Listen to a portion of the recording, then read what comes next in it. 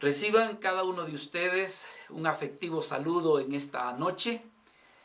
Damos gracias a nuestro Dios que nos concede la oportunidad de poder a media semana poder estudiar y poder inquirir en la palabra de nuestro Dios. Estamos estudiando un libro muy interesante, hermanos, que nos marca, o por lo menos se vuelve para nosotros un desafío de cómo debiéramos nosotros de vivir como iglesia.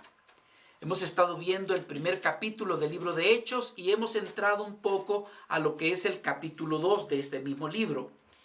Hemos estado abordando un tema muy importante como lo fue la llenura y el bautismo del Espíritu Santo y el sello del Espíritu Santo. Establecimos diferencias, ¿verdad? Hicimos un cuadro comparativo que está a su disposición si usted lo solicita. Con mucho gusto se lo hacemos llegar por medio del internet para que usted pueda tener un panorama más estructurado de la diferencia entre lo que es el bautismo, la llenura y el sello del Espíritu Santo.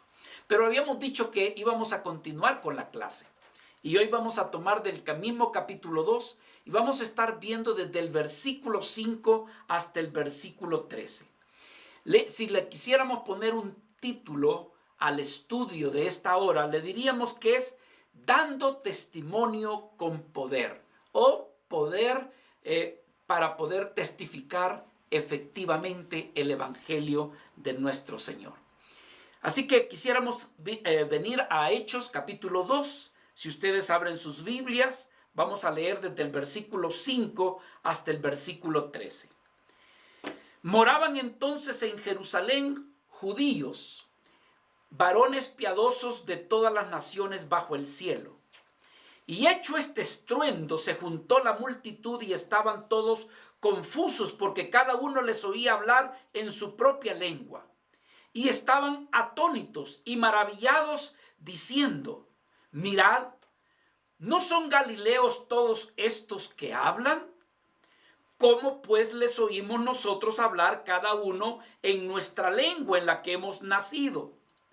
Partos, medos, elamitas, y los que habitamos en Mesopotamia, en Judea, en Capadocia, en el Ponto y en Asia, en Frigia y Panfilia, en Egipto y en las regiones de África, más allá de Cirene, y romanos aquí residentes, tanto judíos como prosélitos, cretenses y árabes, les oímos hablar en nuestras lenguas las maravillas de Dios. Y estaban todos atónitos y perplejos, diciéndose unos a otros: ¿qué quiere decir esto? Mas otros, burlándose, decían: están llenos de mosto. Vamos a orar para pedir que Dios nos dé sabiduría y nos abra el entendimiento para comprensión de su palabra. Señor, permítenos invocar en esta oportunidad tu nombre, pues comprendemos que sin tu ayuda, Señor, nuestro estudio podría ser, Señor, algo intelectual, sin que toque nuestros corazones, sin que toque nuestras almas. Y más que llenarnos de conocimiento y de intelecto, lo que más deseamos, Señor, es que nuestros corazones sean sensibles a tu Espíritu Santo para que tu palabra nos aliente, nos vivifique. Señor, gracias por esta oportunidad. Te agradecemos, Señor, por tu santa palabra, porque ella es útil para instruirnos y también para corregirnos. Bendice a mis amados hermanos. Señor, en el nombre de Jesús te lo pedimos, Señor. Amén y amén. Bueno, mis hermanos, como una introducción, quisiéramos decir nosotros que si algo aconteció en la celebración de Pentecostés allí en Jerusalén, que marcaría, diríamos, la vida de la iglesia cristiana, es que en el tiempo en que existió lo que vimos anteriormente, que se conoce como el derramamiento del Espíritu Santo, es que si hay algo que se caracterizó en ese momento, es que los 120 que estaban allí testificaron con poder dado de Dios, un poder que llegaría a impactar a propios como a extraños de los que estaban allí en ese lugar. La palabra de Dios nos dice que allí en ese momento habían vidas piadosas, hombres piadosos que escucharon la palabra del Señor. La escucharon de hombres que prácticamente estaban llenos del Espíritu Santo. Esto fue lo que realmente les impactó, porque si usted ve conmigo el versículo 5, dice que moraban entonces en Jerusalén judíos, varones piadosos de todas las naciones bajo el cielo. Entonces, cuando decimos nosotros hombres piadosos, vale la pena que pongamos atención en esta porción de las Escrituras, porque hay veces cuando leemos deprisa, no logramos apreciar muchas veces mayor enseñanza que hay allí en el pasaje. Me llama la atención cuando nos habla de vidas piadosas.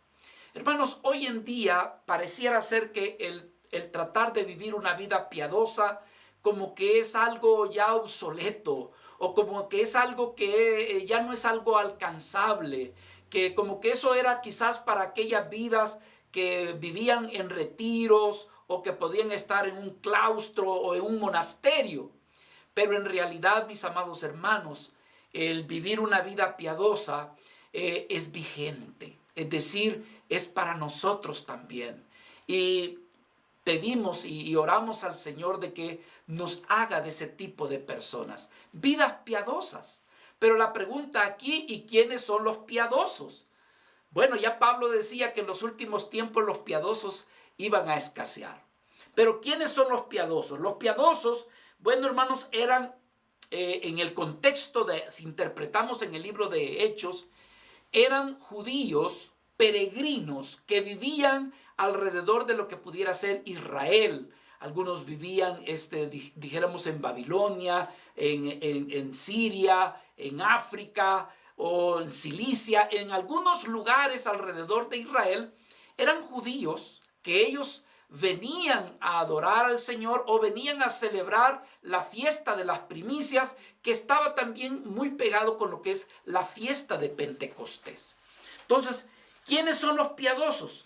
Eran vidas que realmente, bueno, cuando nosotros definimos qué es una vida piadosa, es una vida, hermanos, que tiene mucho cuidado de las cosas espirituales. Vive una vida seria, viviendo una vida de fe, una vida realmente de afecto y de aprecio por las cosas espirituales, y en este caso decimos de Dios mismo.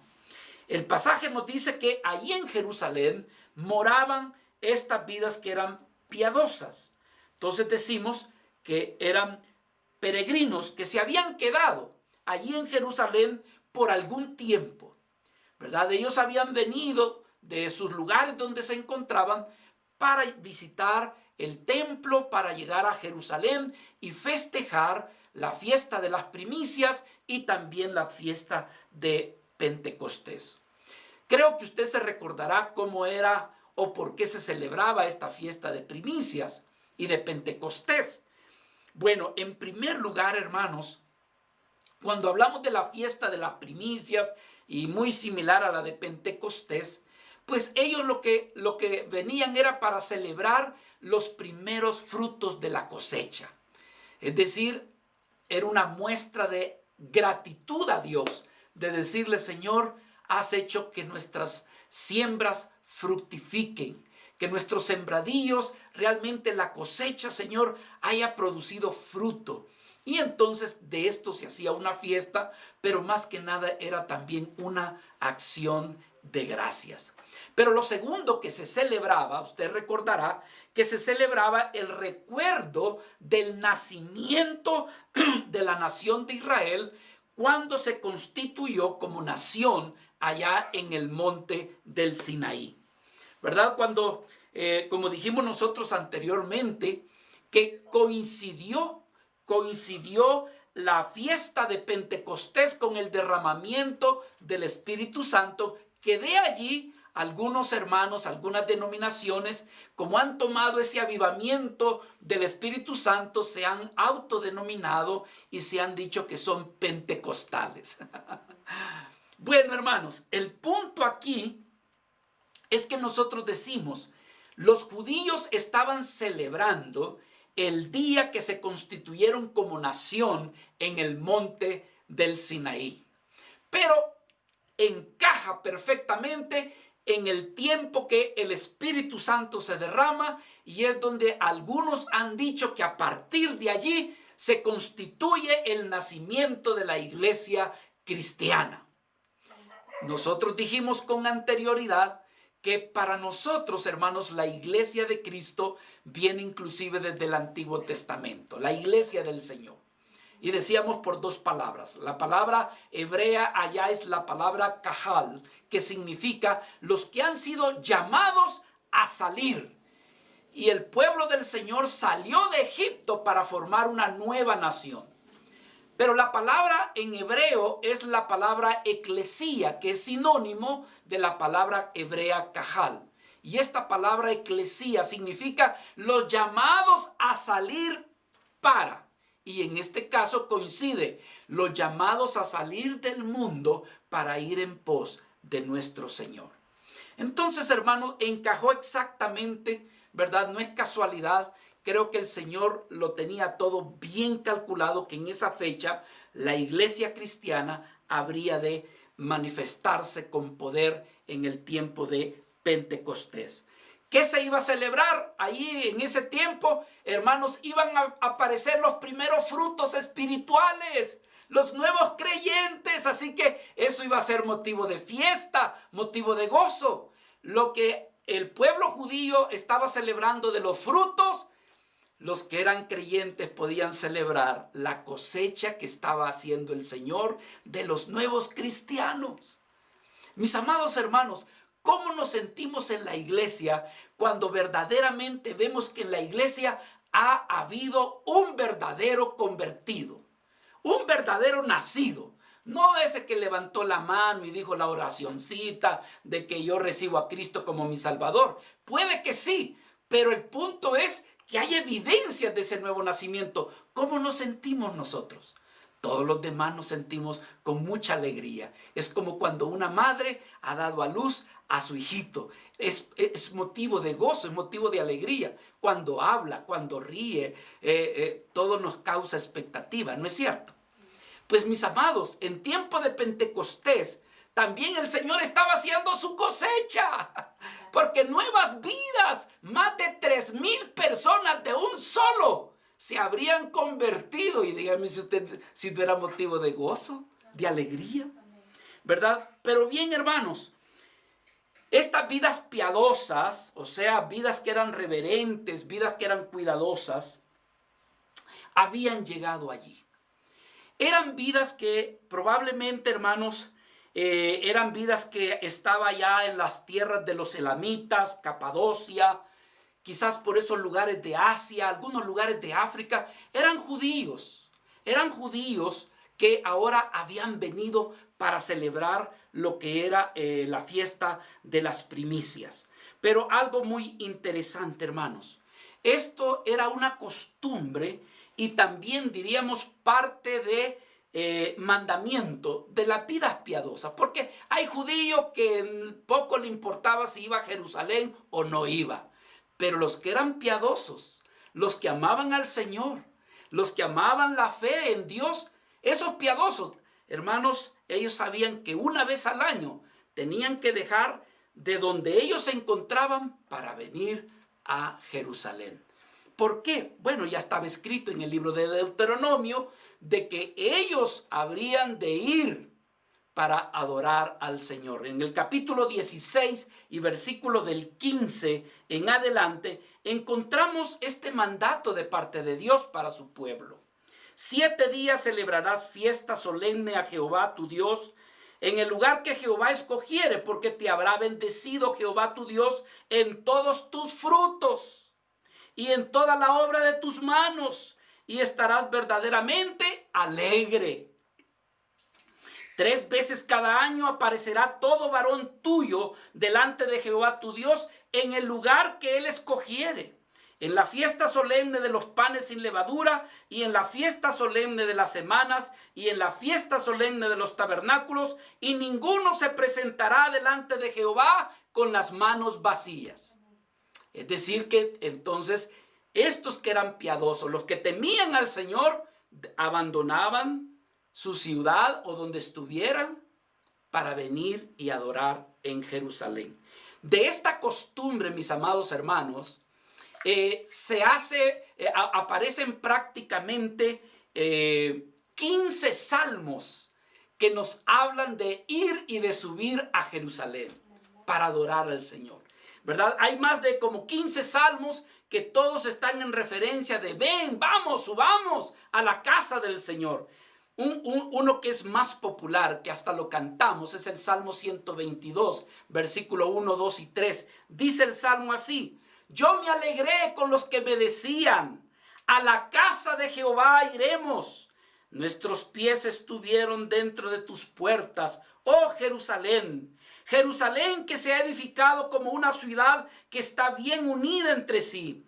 Y allá subieron las tribus de Jah, conforme al testimonio dado a Israel, para alabar el nombre de Jehová. Aleluya. Entonces, en ese tiempo de Pentecostés, estas personas que venían de diferentes lugares y que incluso algunos quizás habían nacido en otros lugares, pero se sentían que eran judíos y que hablaban otros idiomas, estaban allí. Entonces, hermanos, comprendemos ahí de que estas vidas se acercaron. ¿Pero por qué se acercaron? Porque escucharon un gran estruendo. Y el estruendo no era tanto la alegría de los 120 o la algarabía de los 120, porque alguien podría decir que ellos estaban, por así decirlo, contentos por causa de que lo que había acontecido. Hablando del ruido, que no era tanto porque alguien diría, bueno, ¿y qué escándalo es este? No, ellos no estaban por el escándalo que estaban haciendo los discípulos, los 120. La palabra en el griego es que fue un ruido estrondoso que alcanzaron a oírlo a todo alrededor. Y cuando lo alcanzaron a oír, detectaron de dónde venía y la gente se acercó. Si nosotros leemos aquí en Hechos capítulo 2, versículo 2, dice que en ese tiempo que el Espíritu Santo se derramó, dice que y de repente vino del cielo un estruendo como de un viento recio que soplaba. Dice que vino un estruendo como de un viento recio que soplaba, el cual llenó toda la casa donde estaban sentados. Entonces, mis hermanos, aquí lo que sucede es que nosotros comprendemos que fue el sonido estruendoso de esa explosión la que hizo que las personas llegaran a ese escenario de lo acontecido. Ahora, la pregunta es, bueno, Señor, ¿y tú por qué hiciste ese sonido? ¿Por qué no derramaste el Espíritu Santo así bien suavecito? O sea, ¿verdad? Así como dice allá el profeta, como un silbo apacible y suave. ¿Por qué se te ocurrió derramar el Espíritu Santo, pero con un gran estruendo? Bueno, hermanos, nosotros creemos que Dios quería llamar la atención a todos los que habían subido a la ciudad de Jerusalén para que ellos pudieran escuchar las buenas nuevas del Evangelio. Es decir, el Señor lo hizo a propósito. Hermano, no es cierto que cuando hay un gran ruido inmediatamente nos llama la atención. Por ejemplo, ayer hubo una gran explosión. Todos los días hay explosiones, pero no como esta en la ciudad de Beirut.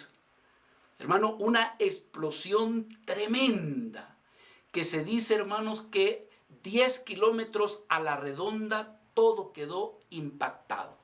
Pero no solamente la ciudad quedó impactada, todo el mundo quedó impactado. Toda la atención se concentró en ese acontecimiento terrible que sucedió. Obviamente que la atención aquí fue negativo con esto que sucedió en Beirut. Nos duele, hermanos, saber que murieron casi 80 personas. Pero en este caso, Dios hizo ese ruido para llamarle la atención a toda la gente que estaba allí alrededor. Yo me imagino que era como una zona tipo como mercado, donde la gente está ahí alrededor y que cuando escucharon ese ruido en el aposento alto, inmediatamente ellos se acercaron. Algo que vemos aquí al leer el pasaje es que la multitud escuchó con asombro ese ruido. Si vamos por favor al libro de Hechos capítulo 2, dice versículo 6, y hecho este estruendo se juntó la multitud, fíjese usted, y estaban confusos porque cada uno les oía hablar en su propia lengua. Entonces lo que vemos nosotros aquí es que los discípulos de manera sobrenatural, hermanos, estaban hablando en otras lenguas. Es decir, ellos estaban hablando, como vimos nosotros en el original, estaban hablando en otros idiomas. Es decir, hermanos, los 120 estaban hablando en diferentes idiomas. Y la gente que estaba abajo de ese lugar, que venían de diferentes ciudades, que hablaban otros dialectos y otros idiomas, escucharon que estos discípulos estaban hablando en el idioma que ellos conocían. Ahora, ¿qué era esto? Evidentemente, hermanos, era un milagro dado por el Señor, ¿verdad? En esta situación no dejó de haber confusión. Confusión en el sentido porque dijeron, ¿y cómo estos que son galileos, indoctos, imberbes, sin letras, pueden hablar el idioma nuestro? Y es que era un idioma no aprendido, sino que era algo que había sido dado de Dios. Y esto me recuerda, hermanos, lo de aquella época de la construcción de la Torre de Babel. ¿Se recuerda usted? Allá en el libro de Génesis, en el capítulo 11, se dice que todos hablaban, en ese momento, todos hablaban el mismo idioma. Sin embargo, a uno de ellos se le ocurrió construir una torre tan alta que topara hasta el cielo. Imagínense qué ocurrencia. Y de repente, hermano, Dios, hablando con el Padre, con el Hijo, dice, estos son un solo espíritu, estos tienen un solo sentir y no hay nadie quien los detenga. Mire, hermano, yo cuando leí esa expresión decía yo, qué lindo que así fuera la iglesia, ¿verdad? Que dijera, todos tienen un mismo sentir y no hay quien los vaya a detener para evangelizar, para ganar almas para Cristo, para predicar el evangelio o para andar rectamente. Pero hay veces que en la iglesia no se da eso. Pero en aquel entonces Dios dijo, estos tienen el mismo sentir, tienen el mismo espíritu y no hay quien los detenga. Así que la única manera de detenerlos, dice, los vamos a confundir. Les vamos a poner diversidad de idiomas para que no se entiendan. Y entonces, hermanos, ¿verdad? Y cuando ya estaban construyendo y de repente le dice al uno, pásame un ladrillo, y el otro le dice, ¿what? O sea, no se entendieron. Y hubo una confusión. ¿Y qué fue eso? Un milagro. Ahora, en el tiempo de Pentecostés en Jerusalén, ¿qué vemos allí? Otro milagro. Pero en este milagro es que los 120 hermanos podían hablar en otro idioma y los demás los entendieron. Ahora, pregunta. Bueno, vamos a leer el pasaje, versículo 5. Y descendió Jehová para ver la ciudad. Génesis 11, versículo del 5 al 7. Y descendió Jehová para ver la ciudad y la torre que edificaban los hijos de los hombres. Y dijo Jehová, he aquí que el pueblo es uno, y todos estos tienen un solo lenguaje, y han comenzado la obra, y nada les hará desistir ahora de lo que han pensado hacer. Ahora pues, descendamos y confundamos allí su lengua, para que ninguno entienda el habla de su compañero. Bueno, eso fue en el Antiguo Testamento, pero en el Nuevo Testamento, ¿cuál fue el propósito de que los extranjeros escucharan en su propio idioma? ¿Cuál es la idea? Y aquí viene algo bien interesante, mis amados hermanos. Lucas, fíjese que Lucas se toma el tiempo de señalar de qué lugar de origen habían dentro de esa multitud. Él pudo decir, vinieron del extranjero. No, pero fíjese todo lo que dice aquí Lucas capítulo 2, versículo 8. Cuando la gente, los extranjeros que estaban allí, que algunos comentaristas dicen, hermanos, algunos, que eran judíos que se habían ido por todas las ciudades y alrededor de Israel, pero otros dicen que no, que eran naturales, eran personas naturales de cada una de esas ciudades, que como Jerusalén era una ciudad muy comercial, entonces estaban allí también entre ellos. Nosotros diríamos que de ambos. ¿Pero qué habían allí? Dice el versículo 8. ¿Cómo pues les oímos nosotros hablar cada uno en nuestra lengua en la que hemos nacido? Partos, medos, elamitas, los de Mesopotamia, en Judea, Capadocia, el Ponto, en Asia, Frigia, Panfilia, los de Egipto, en las regiones de África, Cirene, romanos, cretenses, árabes. Dice, todos nosotros les oímos hablar las maravillas de Dios. Mis hermanos, los que estaban allí no eran gente que estaba a la vuelta de la colonia. Eran de ciudades lejanas. Los partos era un pueblo que vivió desde la época de Darío, que eran vecinos con la ciudad de Roma y eran enemigos. Y era gente que vivía lo que se conoce como al norte de Irán. Los medos era un pueblo de origen de Asia, donde hoy es Turquía. Los elamitas era una nación antigua cerca de los de Asiria. Probablemente eran judíos que venían de ese lugar. Los de Mesopotamia era gente que vivía entre los ríos Tigris y el Éufrates, lo que hoy es Turquía y parte de Siria. Los de Capadocia eran habitantes de una de las ciudades de Asia Menor, muy cercanas a los del río Tigris. La gente del Ponto, de la ciudad del Ponto, era gente que vivía en las costas de Asia Menor, una ciudad cerca del Mar Negro.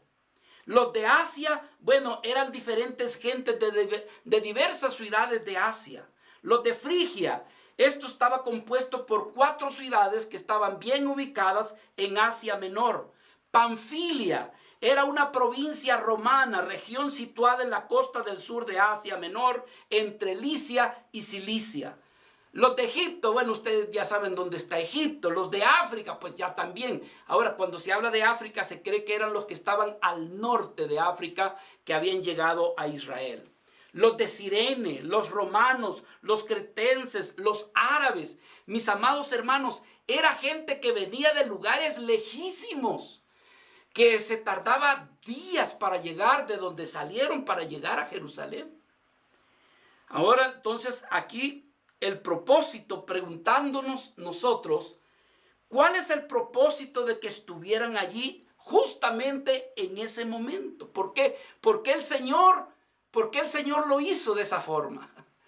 El Señor se buscó la fiesta de donde todos los que están afuera iban a estar allí. También buscó gente que supiera otro idioma para que escuchara las maravillas de Dios y el evangelio de nuestro Señor Jesucristo en esos diferentes idiomas. Pero usted y yo deberíamos de hacernos la pregunta: ¿con qué propósito lo hizo el Señor? ¿Por qué no lo dijo, esto se lo vamos a hacer solamente al pueblo judío y en otro día que no sea más, donde no haya tanta conglomeración, en otro día más tranquilo y más calmado? ¿Por qué no lo hizo así? ¿Por qué el Señor lo hizo justo cuando hay más gente? Hermanos, ¿sabe cuál es el propósito de Cristo? El propósito de Cristo era alcanzar y salvar a los extranjeros, quienes regresarían a su lugar de origen, pero ellos al ser convertidos a Cristo, ellos, hermanos, estarían llevando el mensaje de salvación de nuestro Señor Jesucristo a sus propias naciones, a sus propios países, a sus propias ciudades, que era el propósito que Cristo tenía de llevar su evangelio hasta el último rincón de la tierra. Aleluya. Si ellos, hermanos, los extranjeros, ya sea naturales de otros países o propios judíos, pero que estaban viviendo en el extranjero, o judíos que nacieron en el extranjero, que si ellos lograban ser salvos, hermanos, que si ellos lograban reconocer a Cristo como su Señor, y si ellos lograban reconocer a Jesucristo como su Señor, y ellos viéndose como siervos, entonces ellos, al regresar a su ciudad, llegarían a proclamar el glorioso mensaje del evangelio de nuestro Señor Jesucristo. Aleluya. Aleluya, si hay alguien que es estratégico con sabiduría, ese es nuestro amado Señor Jesucristo. Por eso lo hizo ese día. Por eso manifestó el Espíritu Santo en tiempo de Pentecostés y en el tiempo de la fiesta de las primicias. Mis amados hermanos, no era este el deseo de nuestro Señor Jesucristo. No era el deseo de nuestro Señor Jesucristo que su evangelio fuera a todas las naciones. ¿No es cierto? Por lo menos hay 3 pasajes en el Evangelio que quiero leer rápidamente. Mateo 28, 19. Muchos de los que están oyendo este mensaje lo pueden de memoria. Cuando el Señor dijo, por tanto, id y haced discípulos, ¿pero a dónde? Dice, a todas las naciones, bautizándolos en el nombre del Padre, del Hijo y del Espíritu Santo. ¿Y qué dice Marcos? Capítulo 16, versículo 15. Dice, id por todo el mundo y predicad el evangelio. ¿A quiénes? A toda criatura, medos, persas, sirios, africanos, egipcios. Lucas 24, del 46 al 47, Jesús dijo, así está escrito, y así fue necesario que el Cristo padeciese y resucitase de los muertos al tercer día, y que se predicase en su nombre el arrepentimiento y el perdón de pecados, ¿pero a dónde? En todas las naciones, comenzando desde Jerusalén.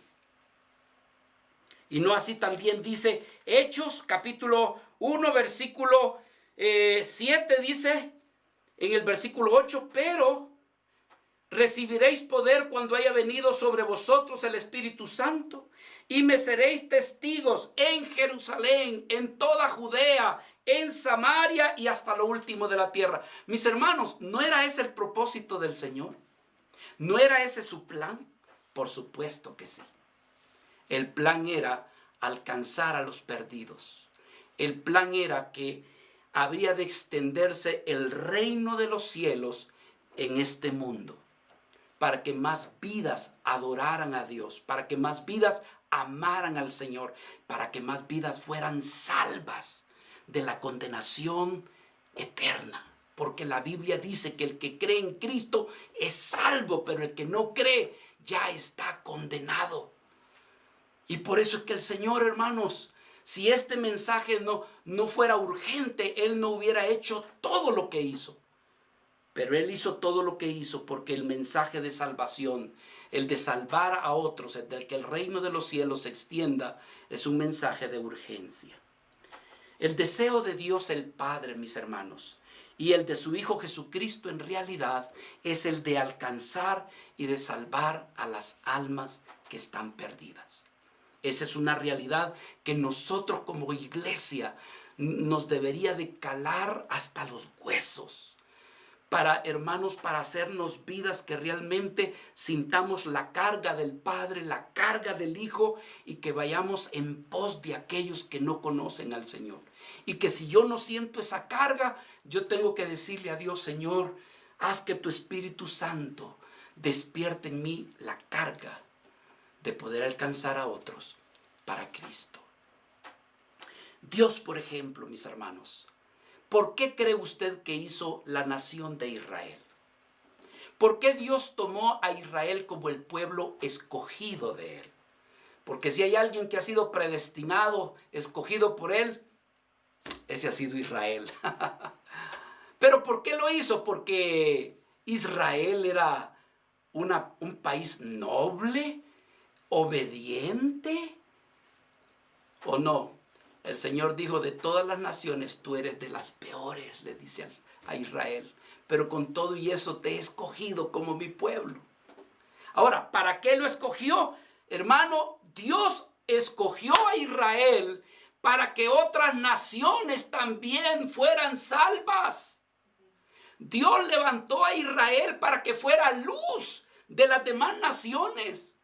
Si alguien piensa que Dios levantó a Israel solamente para que ellos solitos fueran, para que solamente ese pueblito fuera, hermanos, no hemos entendido las escrituras.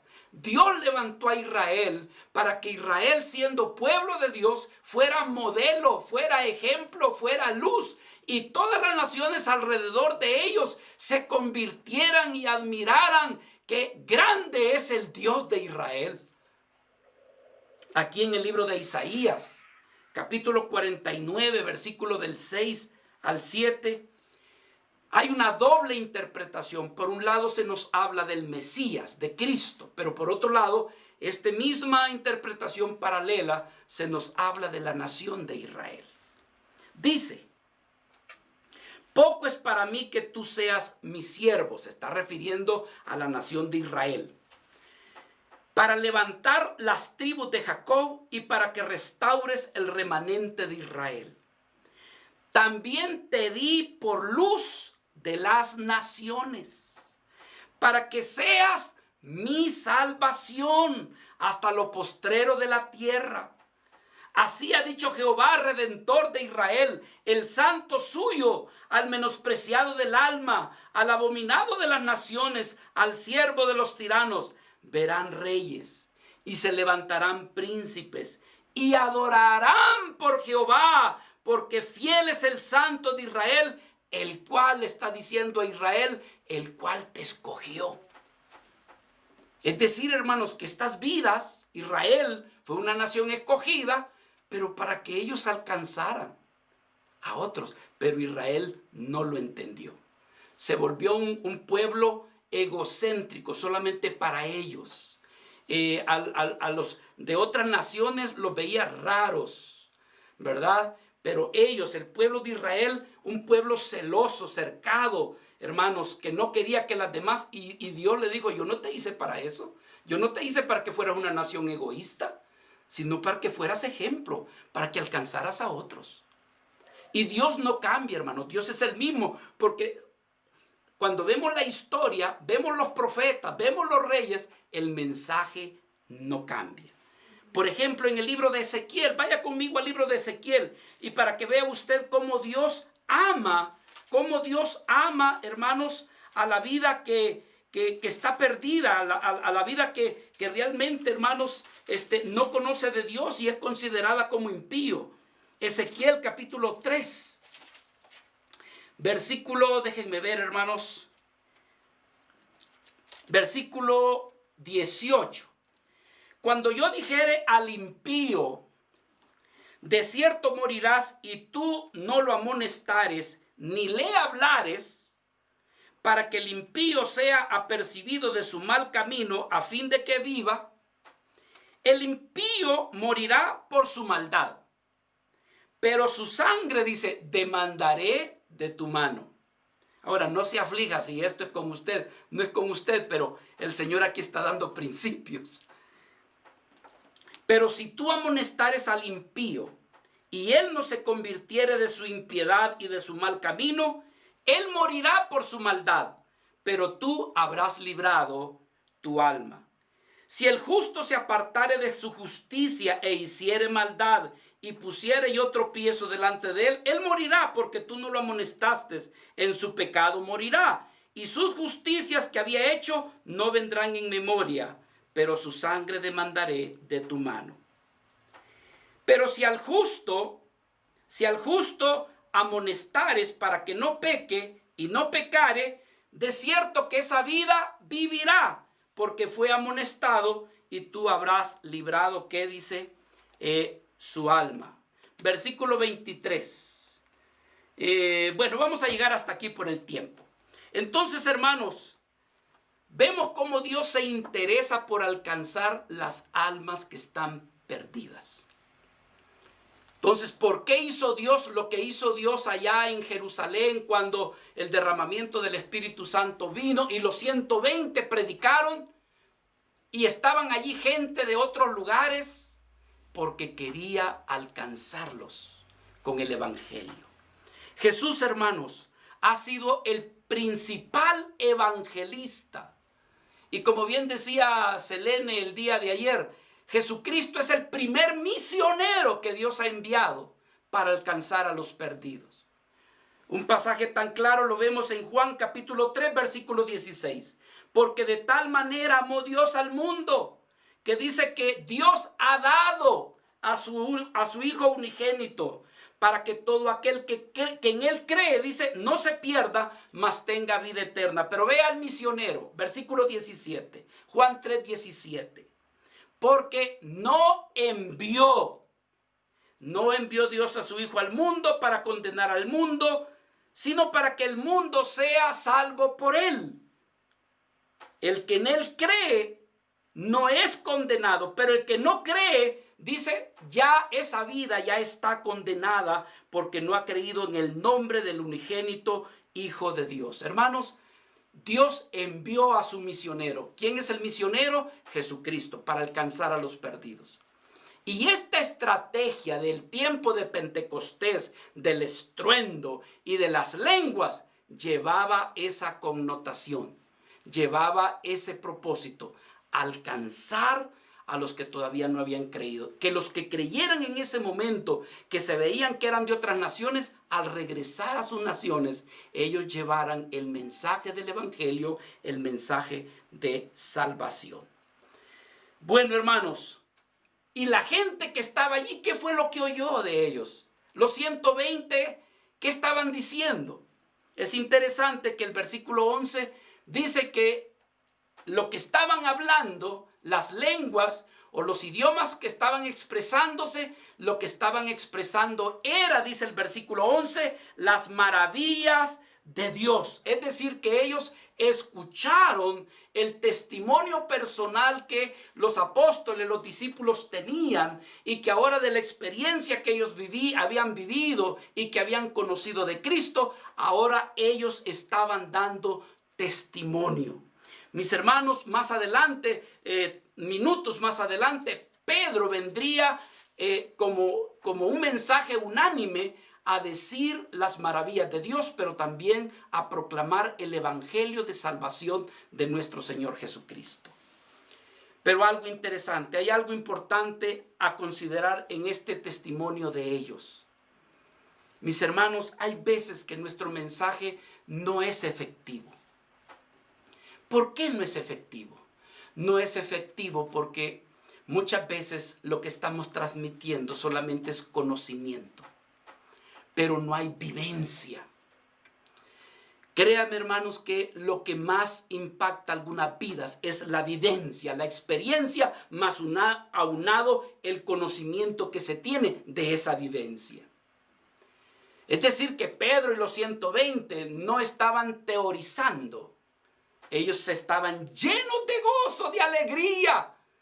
Sus vidas, lo que estaban hablando, era una experiencia en ellos. Y esto es la base de poder dar un buen testimonio, o la base para poder evangelizar, a aquellos que no conocen a Cristo. Por lo tanto, hermanos, como bien decía una hermana ayer, necesitamos pasar un tiempo con el Señor para llenarnos, para tener la llenura del Espíritu Santo, para que cuando vayamos a testificar, hermanos, testifiquemos teniendo como base la experiencia de haber estado con el Señor.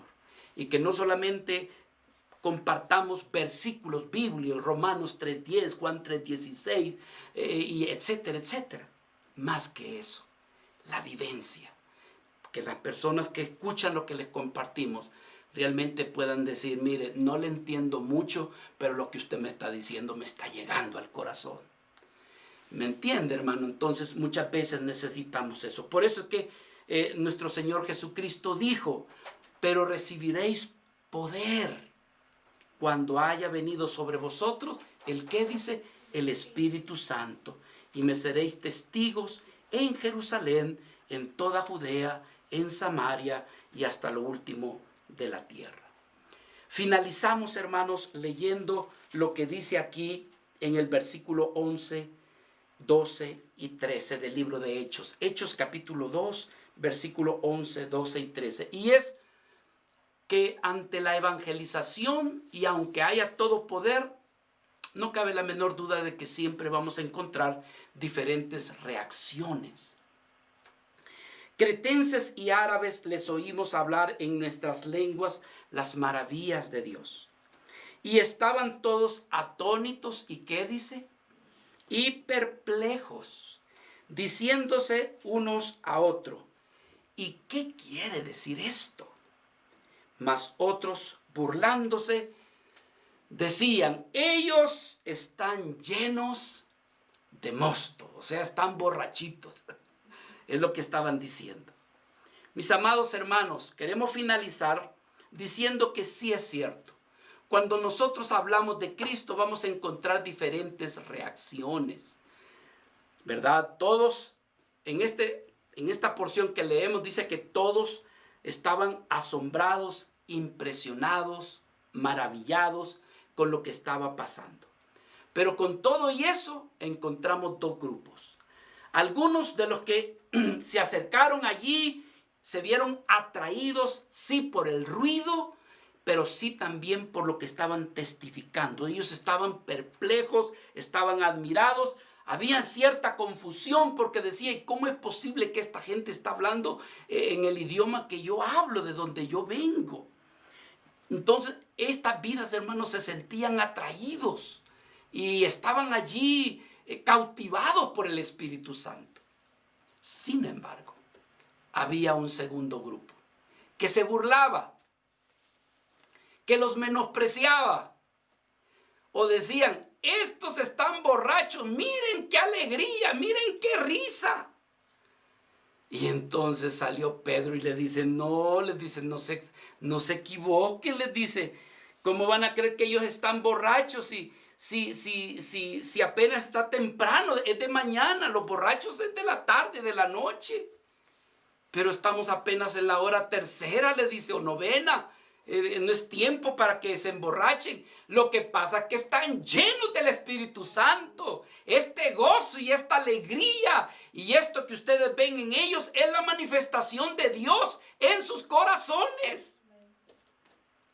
Así que, ¿qué podemos decir, hermanos?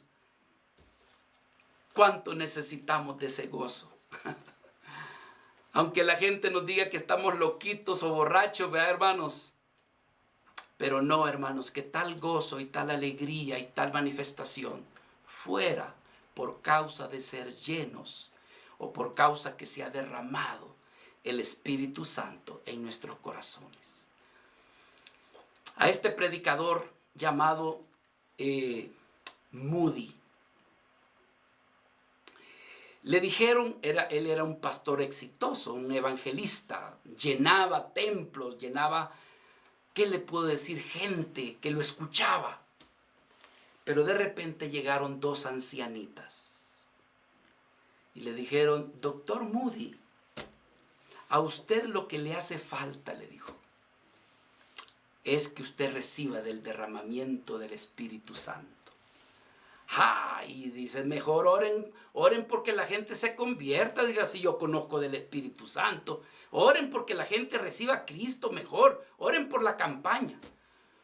Pero cuando se fue esa noche, se fue pensando y decía, ¿y esta viejita por qué me han pedido? Entonces les dijo, miren, les dijo, pero si yo tengo el Espíritu Santo. Y le dijo una de las ancianitas, ¿sabe cuál es el problema? Le dice, que no se le nota, le dice. no se le nota que tenga del Espíritu Santo. Y eso dice que lo llevó a la casa y comenzó a pedirle a Dios, Señor, ¿y qué es esto de lo que las ancianitas me están diciendo? Y comenzó a pedir del Espíritu Santo. Y poco a poco, hermano, comenzó en su corazón a sentirse encendido. Y dice que en una tarde, ya tarde noche, comenzó él a caminar y de repente comenzó a sentir una visitación de Dios que no hallaba, se sentía desesperado porque sentía que le daban ganas en ese momento de ponerse de rodillas en una calle empedrada que estaba allí. Pero en eso se acordó de que muy cerca de por allí había un feligrés, un amigo de él, y le dijo, mira, ¿me puedes prestar tu habitación? Quiero encerrarme en este momentito. Y le dijo, sí, pasa adelante. Y entonces se encerró. Y allí pasó, hermano, varias horas, donde él se sentía pero inundado de Dios. Inundado, a tal punto que le dijo a Dios, Señor, ya no, le dice, quítalo porque me muero. Esto que estoy sintiendo, esto que estoy experimentando, yo siento que me muero, le dice, detente. Y en ese momento se cortó aquello. Pero dice, hermanos, que a partir de él, búsquelo en internet, busque el testimonio de el doctor L. Moody. Dice que a partir de allí sus enseñanzas y sus predicaciones fueron totalmente otras. Así que yo soy el primero que me apunto en decirle, Señor, derrama sobre mí o derrama sobre esta pequeña iglesia de tu Espíritu Santo. Fue una vida totalmente diferente. Mis amados hermanos, que Dios nos ayude. Esta fue la experiencia, una iglesia usada, porque no solamente fue Pedro, 120 fueron usados, 120 fueron llenos de Dios, 120, hermanos, fueron usados para la gloria de nuestro Señor. Que los que nosotros seamos, le pidamos a Dios, danos siempre de tu llenura. Padre, queremos agradecerte por este tiempo que nos concedes de reflexionar, Señor, cómo es que tú hiciste que esta iglesia del primer siglo, Señor, se manifestara anunciando tu evangelio, anunciando tus maravillas, pero con poder del Espíritu Santo. Mi Dios, te pedimos que los que hemos oído o lo que estamos estudiando, no solamente, Señor, nos demos por entendido que así fue en aquel entonces, sino que, Señor, sabiendo que tú eres el Dios, el mismo Dios de ayer, de hoy y de siempre, que tú te manifiestes también en nuestros corazones. Bendice a mis amados hermanos, bendice a los que estuvieron en esta reunión. Que la paz de nuestro Señor Jesucristo sea con cada uno de nosotros. Amén y amén. Gracias, Jesús.